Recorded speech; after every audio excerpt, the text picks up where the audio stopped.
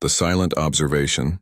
From the cold void of space, the sleek vessel of the Zorathian scouts drifted silently above the blue and green sphere that humans called Earth. The Galactic Council had ordered them to observe and record, nothing more, because Earth had recently entered the stage of interstellar awareness. To the Council, it was just another primitive world, one among thousands catalogued and dismissed as harmless. The Zorathians expected to find yet another prey species, timid and fragile, suitable for eventual assimilation into the galactic order. As they watched from orbit, the scouts were puzzled by what they saw. Humans were everywhere on their planet, not confined to gentle regions, but thriving in deserts, frozen tundras, high mountains, and storm-lashed coasts. Other species usually avoided such extremes, yet humans lived in them comfortably. The aliens marked this down as unusual, but they did not yet understand the meaning. In the wide plains of Africa, they saw humans running together in groups, chasing herds of animals. The prey would sprint, collapse from exhaustion, and the humans would still be running. They carried simple tools, spears and knives, yet they brought down beasts much larger than themselves through patience and persistence. To the Zorathians, this was strange. Most prey animals ran until they could escape. But these humans seemed to be built to chase forever, their bodies moving with relentless endurance. In the cities, the aliens saw other signs that unsettled them. Humans practiced combat for sport. In one ring, two fighters struck each other, again and again, blood staining the floor. Yet both continued until one could stand no more. Instead of horror, the watching crowd cheered. Children mimicked these moves in play, their small fists swinging with laughter as though pain was part of their growth. The scouts whispered among themselves. Why would prey train themselves to fight? Why would they glorify violence as entertainment? They zoomed their vision into military bases where humans drilled in perfect lines, shouting commands and obeying instantly. The rhythm of their steps and the precision of their formations resembled a predator's pack coordination. Humans were small compared to many galactic species, yet their discipline and unity gave them a presence that felt larger than their size. Still, the Council's instructions echoed in the scouts' minds. The humans looked rough, yes, but they carried no advanced weapons beyond primitive fire powder devices. Their ships were slow, their engines loud and crude. By galactic standards, humans were centuries behind. On the surface, they were not a threat. Yet something in the way humans moved, the way they smiled with teeth bared, the way their eyes focused when watching prey or an enemy, carried a hidden danger.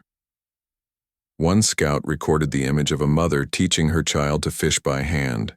In a rushing river, the child failed many times, falling into the water, shivering yet climbing back to try again. There was no giving up, no retreat. The mother only smiled and encouraged him. Finally, the child caught the slippery creature with bare hands and held it high with a scream of triumph. The scout sat in silence. That was not the behavior of prey. That was training. They reported back to the Council exactly what they had seen. Humans farming, building, laughing, fighting, and learning. The official record described them as adaptive and resilient, but nothing beyond expectation. Yet the scouts themselves, when their report was done, shared whispers in the privacy of their ship. There was something in the humans' eyes, a light that prey species never had. A hunger, a determination, a spark that made their hearts beat faster when they watched. From above, Earth looked like a peaceful world. But the scouts began to feel a quiet unease. The prey they were told to catalog did not act like prey at all.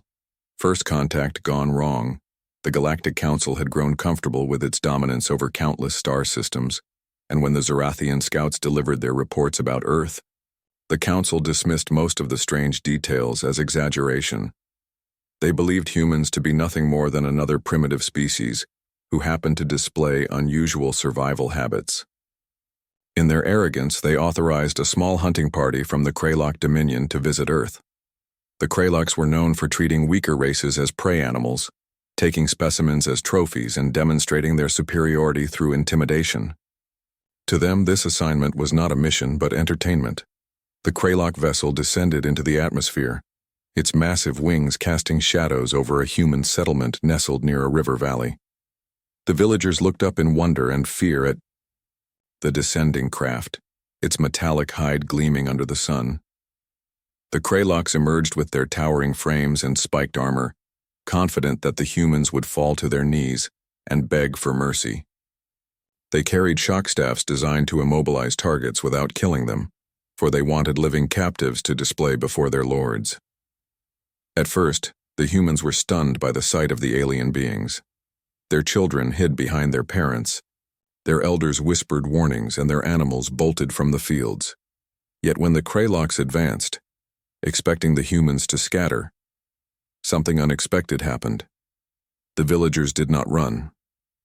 The men and women began shouting to one another, grabbing farming tools, heavy axes, sharp knives, even stones and burning torches. A few of them held ancient rifles that had been passed down through generations.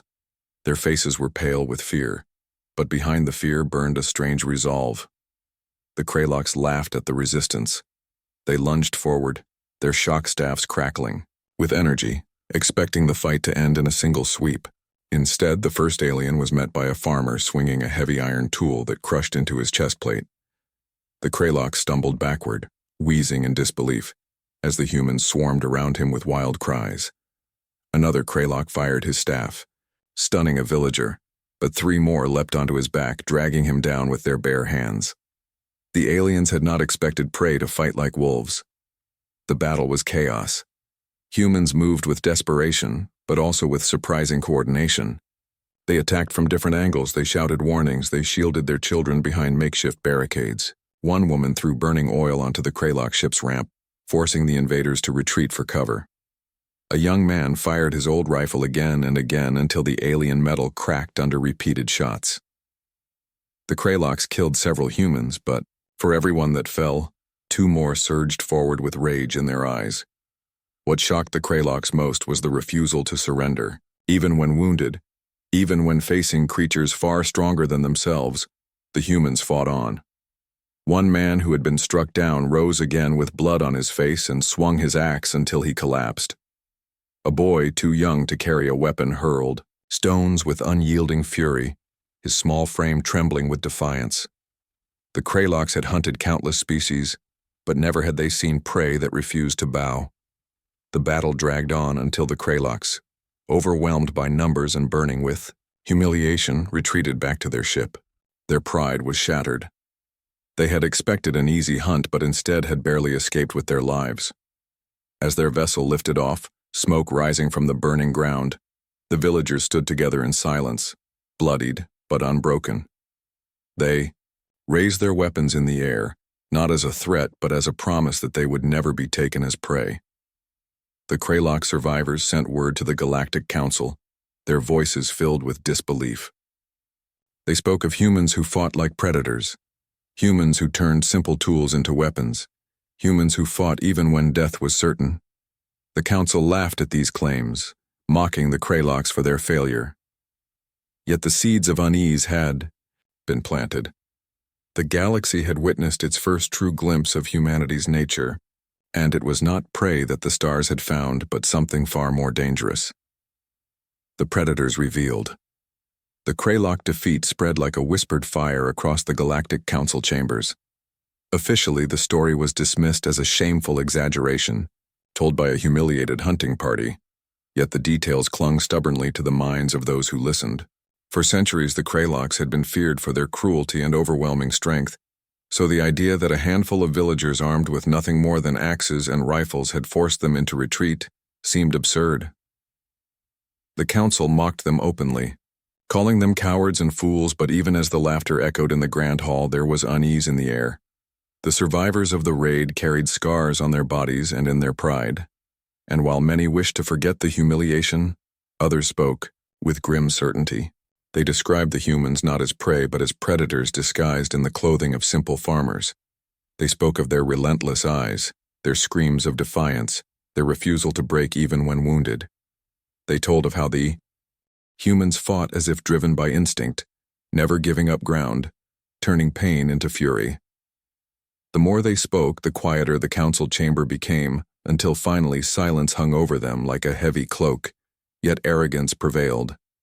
The council decreed that if a few hunters had failed, then a larger expedition would succeed. They organized a second mission, this time with war-trained soldiers from the Vargoth Empire, a species renowned for its martial discipline. The Vargoths marched with confidence, their armor gleaming, their weapons sharp with plasma energy. They expected to crush the humans with ease and prove that the first encounter had been nothing more than an embarrassment. The fleet descended upon Earth and targeted another settlement, this one larger and surrounded by rolling hills and dense forests. The humans saw the ships before they landed, and this time they were prepared. Word of the first raid had spread quickly, and the villages had not wasted their time. They had trained with their weapons, built stronger defenses, and organized themselves into bands. When the Vargoths marched forward in their strict formations, they found the hills alive with human fighters who struck from shadows, vanishing, and reappearing with the cunning of wolves. The Vargoths soon realized that humans did not fight in ways they understood. Instead of open battles, they used the terrain, forcing their enemies into narrow passes and swamps where heavy armor was useless. They laid traps in the forests, pits covered with sharpened stakes, fires that forced soldiers into kill zones. When cornered, humans did not flee. They snarled like beasts and fought with savage determination until either they or their enemy lay dead. Even more disturbing was how quickly the humans learned. Each mistake was not repeated. Each fallen fighter left behind comrades who adapted, changed tactics, and struck harder. By the end of the campaign, the Vargoths retreated in disgrace, leaving behind wreckage of their weapons and too many of their dead. The humans gathered the abandoned technology, curious and fearless, examining it with eager eyes. For the first time, alien machines lay in human hands, and the Council realized with horror what that meant. Humans would not only fight with their own crude tools, they would learn from every enemy who dared to challenge them. When the second survivors returned with their broken fleets, the Council could no longer laugh. 2 expeditions had gone to Earth, and both had returned in humiliation. Rumors spread across the galaxy, whispered in marketplaces and barracks, in noble courts, and among smugglers. They spoke of a young species from a small blue planet, a people who smiled with teeth and fought with the rage of predators. Some dismissed the tales as wild legends, but others began to fear that a storm was brewing, one that could sweep across the stars. The Council debated endlessly, yet one truth had already been revealed. Humanity was no prey. They were something, older and far more dangerous. A predator species that had learned to hide behind the mask of peace until challenged. And now that the galaxy had challenged them, the mask was slipping. The war of miscalculation. The Galactic Council could no longer ignore the rumors that spread across the stars. 2 expeditions had failed, and the survivors returned with voices, trembling, speaking of humans who fought with endless stamina and cunning. Many council members still clung to arrogance, insisting that humans were a backwater species armed with crude weapons, yet in their hearts, they felt a creeping unease. They had ruled for millennia through intimidation and overwhelming force, but these reports painted a different picture. Humanity was not broken by fear, but sharpened by it. To end the whispers once and for all, the Council made a decision that would become one of the greatest mistakes in galactic history. They called upon several empires to unite their fleets, believing that a show of overwhelming power would crush Earth before its people could rise any further. Warships from the Vargoth Empire, the Kraylock Dominion, and 2 other allied species assembled in orbit, their numbers blotting out the stars. It was meant to be swift, a lesson to remind every corner of the galaxy that resistance was futile. To them, Earth would serve as an example. When the first bombardments began, fire rained down on human cities. Towers fell, oceans boiled, and forests burned. The Council expected panic and surrender. What they witnessed instead was something they had not prepared for. Humanity did not crumble. Humanity adapted. In the smoking ruins, survivors formed militias overnight. Soldiers from fractured armies regrouped, civilians became fighters, and every scrap of alien wreckage was turned into makeshift weapons. Children carried messages through shattered streets, while elders forged strategies drawn from centuries of surviving war after war. Where the aliens saw weakness, humans saw a challenge. Earth itself became a weapon. Storms battered the invaders' ships, and humans knew how to fight in weather that others considered impossible. Mountains became fortresses, deserts became killing grounds, and the oceans carried submarines that struck without warning. Even when alien plasma scorched the skies, the humans refused to yield. They used their knowledge of terrain, their sheer will to fight, and their ability to turn chaos into advantage. The Council's commanders were astonished at how quickly humans learned to counter superior technology. Soldiers who once fought with rifles now carried salvaged plasma rifles taken from fallen enemies. Engineers dissected captured drones and reprogrammed them for human use. Pilots who had only flown atmospheric craft adapted to alien controls in days. The Council had expected prey that would scatter under pressure. What they found were predators who grew stronger with each battle. Losses mounted for the invading forces. Supply lines were cut by human raids. Patrols vanished in the forests, and morale began to crumble. The Allied empires argued among themselves, each blaming the other for underestimating the humans. Yet the truth was clear. No matter how much power they brought, no matter how many ships filled the skies, Earth refused to bow. Whispers turned into fear. Commanders who once laughed at the thought of human resistance now spoke in hushed tones of nightmares, where humans hunted them through dark forests or stalked them across battlefields. For the first time in centuries, the Council felt uncertainty. The war they had planned as a short and decisive campaign had transformed into something else. It had become a hunt, but not the kind they imagined. The hunters had become the hunted, and, far below, on the blood-soaked soil of their world, the humans fought with a silent promise. They would endure, they would adapt, and they would make the galaxy regret ever thinking of them as prey. The Predator's psychology. The Council had underestimated Earth again and again, but after the failure of their united invasion, they could no longer hide behind arrogance. 2. Many fleets had returned crippled. Too many soldiers had whispered of nightmares that followed them even after leaving the human world. For the first time in ages, the rulers of the galaxy chose to study rather than destroy. They wanted to understand what made humans so different, what gave them the ability to defy overwhelming force. So they captured a handful of humans alive, soldiers taken from battlefields, civilians dragged from burning cities, and even children who had fought with stones in their hands. They believed that by studying these captives, they would uncover a weakness. Instead, what they discovered only deepened their fear. The scientists began with biology. Human bodies were strange compared to most prey species. They were not the largest or strongest, but they were built for endurance. Muscles coiled along their frames gave them the ability to run for hours without collapse. Their lungs processed oxygen with terrifying efficiency. Their joints and spines allowed them to climb, swim, crawl, and twist in ways that soldiers of other races could not. Even their skin, scarred and toughened by a lifetime of struggle with nature, healed faster than expected. One scientist remarked with trembling hands that humans were built not to escape predators, but to become predators themselves. Then came the psychology tests. Here the true horror of humanity revealed itself. Most prey species panicked under stress, collapsing into fear when confronted with pain or hopeless odds. Humans did the opposite. When placed under pressure, their focus sharpened, their senses heightened, and their will hardened. They did not surrender easily, and when one human was broken, another would rise in their place with even greater resolve. They seemed to feed off adversity, as if every challenge only made them more determined to win. The aliens studied human culture and found it filled with stories of survival, struggle, and war. Even their games mimicked battle. Children wrestled and fought for sport, learning early the rhythm of conflict. Adults tested themselves in dangerous competitions, risking injury for honor and pride. Their songs spoke of warriors. Their myths celebrated hunters. Their history was written in blood. To the Council, these were not the traits of prey. They were the rituals of predators who had embraced struggle as a way of life.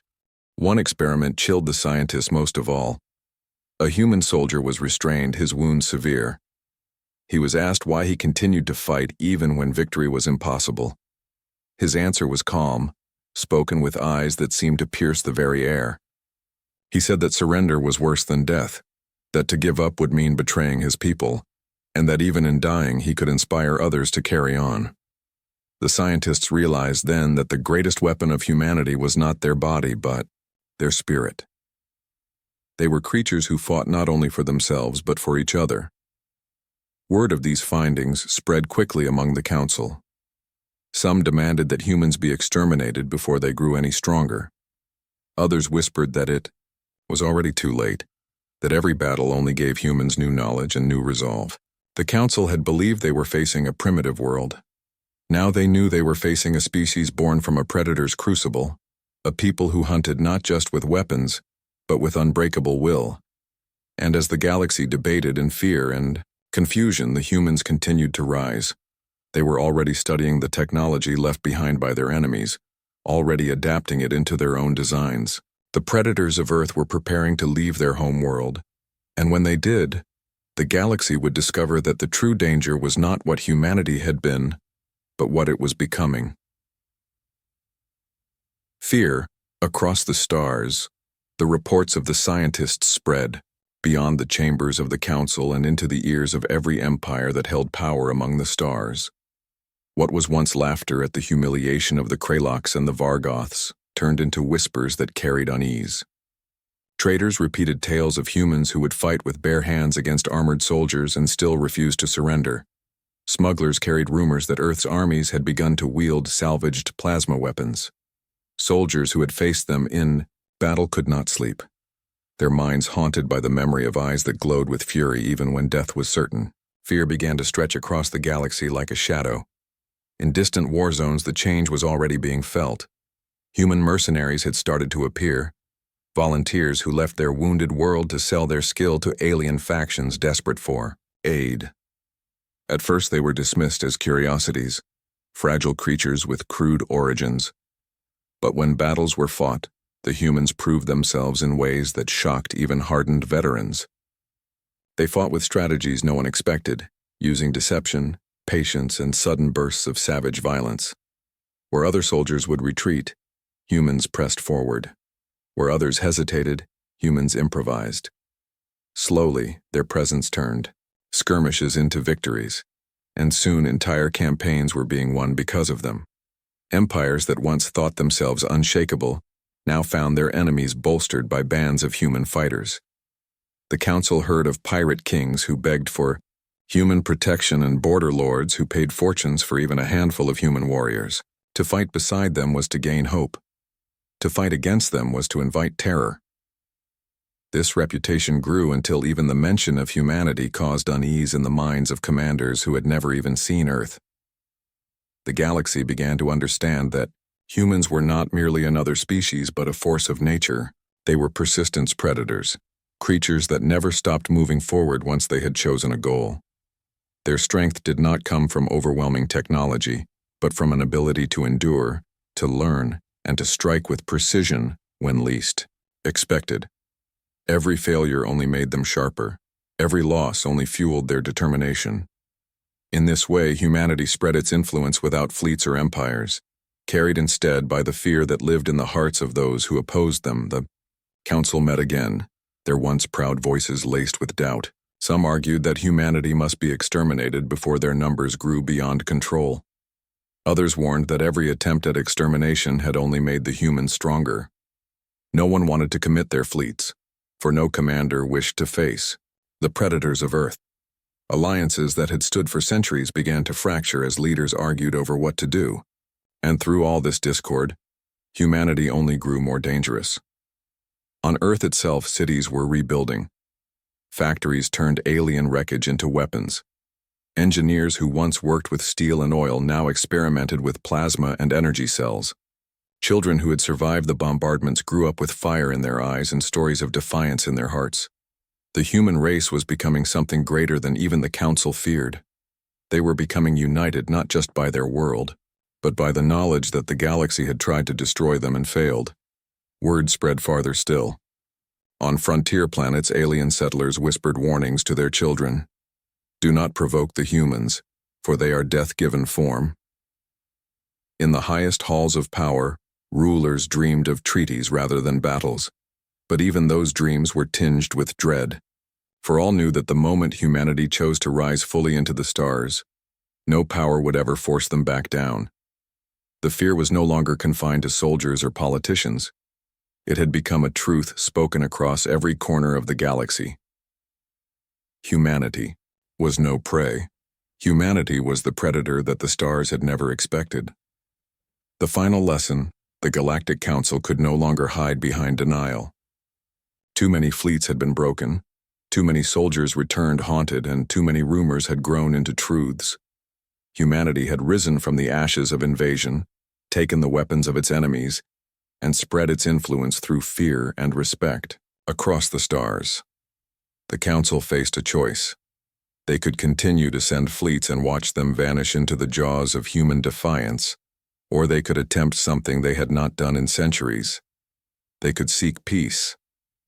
A summit was called. In the Grand Hall of Concord, a chamber carved into the heart of a world that had seen countless treaties signed under its shimmering glass dome. Representatives of the greatest empires filled the seats, their eyes shifting nervously, their voices hushed. For the first time in memory, they feared a species without fleets or empires. They feared humanity. And so, for the first time, an invitation was extended not as a demand but as a request.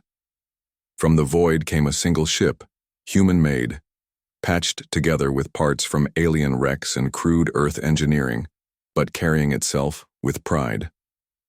It descended to the Council world, and from its ramp emerged not an army but a single envoy. He was a tall man, scarred by battles, his uniform plain and unadorned. There was no arrogance in his stride, only calm certainty. His eyes scanned the chamber, and even the fiercest warriors among the Council felt themselves shift uneasily in their seats. The envoy stood before them and for a long moment said nothing. The silence grew heavy, pressing down on every heart. When he finally spoke, his voice was steady and carried not only through the chamber, but into the minds of all who heard. He said, humanity had never asked for war. He said humanity had only fought because the galaxy had chosen to hunt them. He said that Earth was not a place that raised prey to be consumed, but a world that bred predators who endured storms, who learned from pain, and who never surrendered. He told them that the war had been their mistake, and it had taught them a truth they could never forget. If the galaxy sought humanity's destruction again, they would not simply defend. They would hunt. They would become the shadow in the void, the storm that no wall could hold back, the predators that no prey could ever escape. His words did not come as a threat shouted with fury, but as a promise spoken with quiet conviction, and that quiet was more terrifying than any roar of rage. When he was done, he turned and walked away. No guards had restrained him. No leaders had dared to interrupt. The Council sat in silence, unable to deny the truth any longer. They had wanted to shape humanity into submission. Instead, humanity had shaped their fear into obedience. That day, the galaxy learned a final lesson, carved not in treaties or speeches, but in the memory of battles they would never forget. Earth did not raise, it bred predators, and from that moment on the stars themselves seemed smaller. For all knew that among them now walked hunters whose rise could not be stopped. The chamber of the Galactic Council had never been so quiet.